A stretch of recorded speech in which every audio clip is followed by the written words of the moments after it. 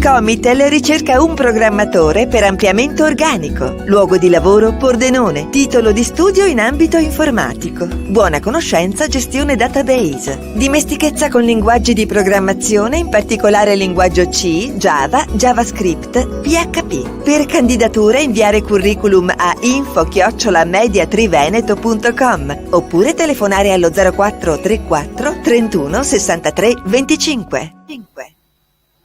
Cordiale saluto gentili amici e amiche, ben ritrovati per quanto riguarda lo spazio informativo su friulitv.net, aggiornamenti di cronaca dal Friuli Venezia Giulia.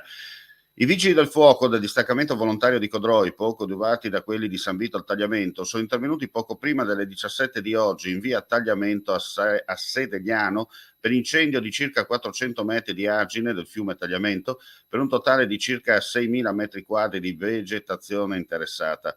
L'evento ha generato un'alta colonna di fumo visibile da Codroipo. Il tempestivo intervento dei pompieri è valso il contenimento delle fiamme che non si sono propagate ai boschetti adiacenti all'area golenale.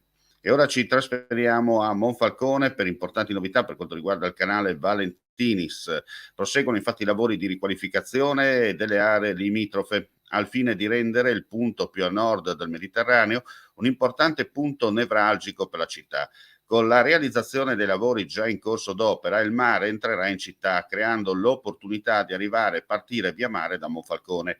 La riqualificazione del canale mira a valorizzare l'intera città, rendendola più attrattiva anche implementando il trasporto pubblico. E infatti tra i progetti il ripristino del traghetto che da Monfalcone arriva a Trieste, grado che si spera possa essere ripristinato già dalla prossima estate. E ora andiamo in montagna per iniziative legate all'Ater del Friuli Venezia Giulia.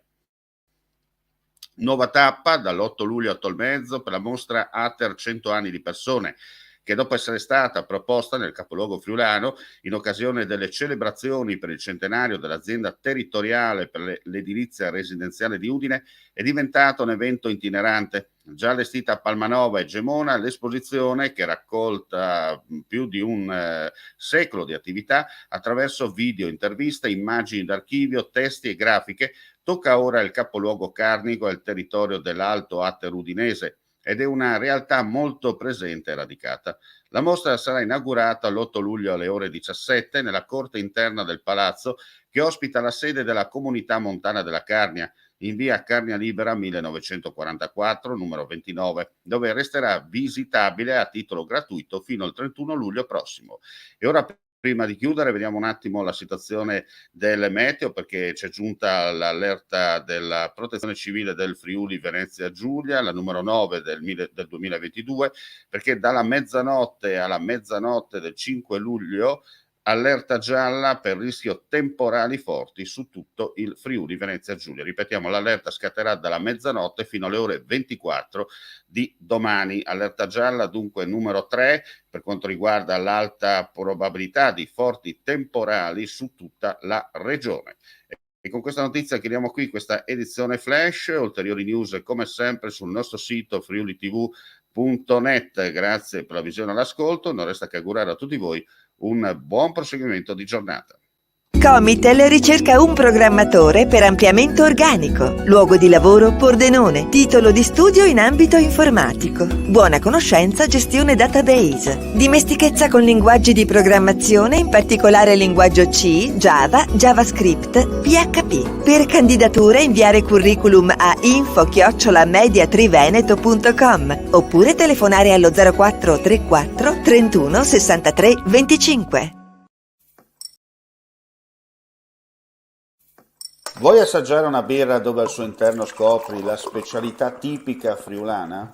Lumi Beer, il prodotto ricavato in 20 ettari di terreno coltivato orzodistico, biodiversità, performance ambientale.